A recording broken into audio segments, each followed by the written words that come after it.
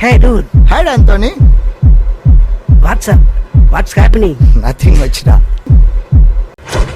ఈ మధ్య ఎక్కడ చూసినా స్మార్ట్ ఫోన్స్ కనిపించినట్టు ఈ మధ్య ఎక్కడ విన్నా smart city, smart Kakinada, smart city Kakinada అనే వినిపిస్తుంది. ఈ స్మార్ట్ సిటీ రియల్ ఎస్టేట్ చేసే వాళ్ళకి, ఇండస్ట్రీస్ పెట్టే వాళ్ళకే ఉపయోగమా లేకపోతే అందరికీ ఉపయోగపడుతుందా అన్నది వాళ్ళనే అడిగి తెలుసుకుందాం.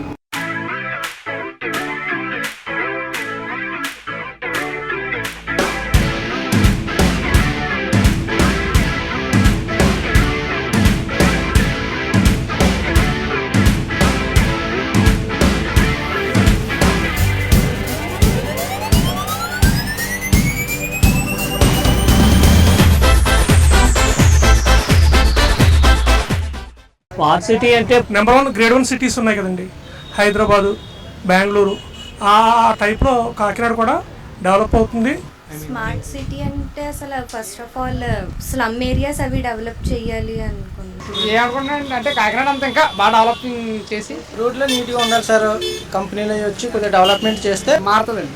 స్మార్ట్ సిటీస్ వల్ల కొత్త రోడ్స్ వస్తాయి, చిన్న చిన్న షాప్స్ అన్ని కూడా షోరూమ్స్ అవుతాయి, ఒక హైటెక్ సిటీలా రెడీ అవుతుంది. స్మార్ట్ సిటీ అంటే ముందుగా రాజకీయంలో మార్పు రావాలి.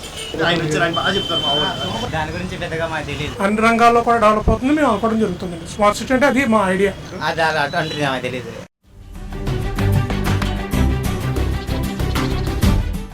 స్మార్ట్ సిటీ అయితే రోడ్లు అయి బాగుంటాయి. తర్వాత బైపాస్ రోడ్డు దీనికి కాకినాడ కావాలనేసి ఎప్పటి నుంచో పెద్దలు కోరుకుంటున్నారు. యాక్చువల్గా అయితే మన దగ్గర ఇక్కడ ఫర్మ్స్ అవి ఏమీ లేవురండి, ఐటీ హబ్ ఏమీ లేదు. ఇప్పుడు ఇంజనీరింగ్ కాలేజెస్ ఇవన్నీ చుట్టుపక్కల చాలా ఉన్నాయి కాబట్టి దాంట్లో చదివే విద్యార్థులందరికీ క్యాంపస్ సెలక్షన్స్లో వాటిలో ఉద్యోగాలు రావడం, పూణే, బెంగళూరు ఆ టైపులో ఒక స్మార్ట్ సిటీగా డెవలప్ అవుతుంది మేము అనుకోవడం జరుగుతుంది. కాకినాడ స్మార్ట్ సిటీ రావడం వల్ల ఇంకా ఎయిర్పోర్ట్ రావాలని అనుకుంటున్నాను. ఐటీ కంపెనీస్ అవి వస్తే బాగుంటుంది. అయితే టూరిజం పరంగా కూడా ఇంకా డెవలప్ చేయాలి. సో అండర్ గ్రౌండ్ కరెంట్ అని, హోటల్స్, మంచి హోటల్స్ అని. నడవడానికి రోడ్డు లేదు, ఇళ్ళకి కరెంట్ లేదు, కొన్ని చోట్ల వాటర్ ఫెసిలిటీ లేదు, పార్కింగ్ రోడ్లు లేవు. ఇంకా డెవలప్మెంట్ ఏంటి? డెవలప్మెంట్ అంటే అంత నాలెడ్జ్ లేదు బ్రదర్.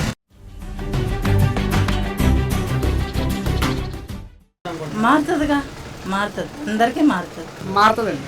అంటే కొద్దిగా బిజినెస్లోనే ఏదైనా పెరుగుతుంది కదండి, దానివల్ల బాగుండొచ్చు అని అనుకుంటున్నాను. ఇప్పుడు మన ట్రెడిషనల్ ఎలా ఉందో అలా ఫాలో అయితే బెటర్. మనకైతే స్వాచ్ ఇచ్చామని చెప్పేసి ఏదో అంటే డిస్కోటెక్లు, పబ్బులు, నైట్ టైం తాగేసి రోడ్లను తిరగడం, అమ్మాయిలైనా మగవాళ్ళం, అది కాదండి. ఖచ్చితంగా కల్చర్ అనేది మనం అడాప్ట్ చేసుకునే దాన్ని బట్టి వస్తుంది కదా.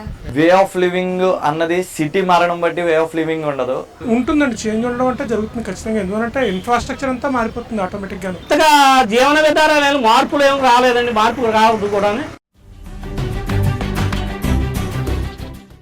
మరి చిత్తశుద్ధితో చేస్తే ప్రతి ఒక్కరు మంచిదే. రోడ్లు అవ్వచ్చు, తర్వాత డ్రైనేజ్ వ్యవస్థ అవ్వచ్చు, తర్వాత కరెంట్ అవ్వచ్చు.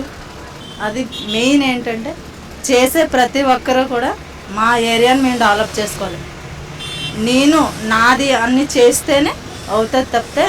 సో ఇప్పుడు మోడ్ ఆఫ్ ట్రాన్స్పోర్టేషన్ మారాలి. సో మోడ్ ఆఫ్ ట్రాన్స్పోర్టేషన్ ఎప్పుడైతే మారిందో టైం కూడా మనకు కలిసి వస్తుంది. సేమ్ అదే ట్రాన్స్పోర్టేషన్, అది మెయిన్. ట్రాఫిక్ జామ్ అది మెయిన్. ఎక్కడికైనా వెళ్ళాలన్నా, సపోజ్ అర్జెంట్ పని మీద వెళ్ళాలన్నా సరే, ఎక్కడైనా ఫస్ట్ ట్రాఫిక్ జామ్ అయిపోతుంది. స్మార్ట్ సిటీ అంటే దాని పేరులోనే ఉంది స్మార్ట్ అంటే. కరెంటు ఇవన్నీ కూడా అండర్ గ్రౌండ్లో పంపించేసేసి గ్రీన్ సిటీగా కూడా డెవలప్ చేసి. డెవలప్మెంట్ ఏంటంటే అసలు ఏం డెవలప్ చేస్తున్నారు అంటే సిటీలో 4 బిల్డింగ్లు పెడితే డెవలప్మెంట్. ఉపాధి కల్పిస్తున్నారు, ప్రతి వాడికి ఉపాధి కల్పించారు. చైనాలో దీపావళి క్రాకర్స్ ఇండియా వస్తున్నాయి. అవునండి. అక్కడ ఉన్న పూర్ పీపుల్ అందరికీ వాళ్ళకి ఉపాధి ఇచ్చారు. క్రాకర్స్ తయారు చేసి ప్రపంచం 160 కంట్రీస్కి డిస్పాచ్ అవుతుంది. ఇటువంటి ఇంకా కొన్ని చెయ్యాలి, చేస్తే దానికంటే దాన్ని పెట్టి మా సిటీ బాగుంటుందని మా ఆశ.